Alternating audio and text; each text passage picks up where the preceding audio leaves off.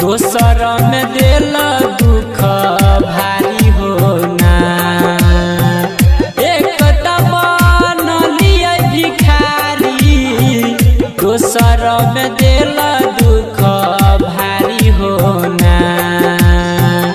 एगो उपाय कद सुन भगवान होनी काल दहन सीना से जान होना एगो उपाय कद सुन भगवान होनी काल दहन सीना से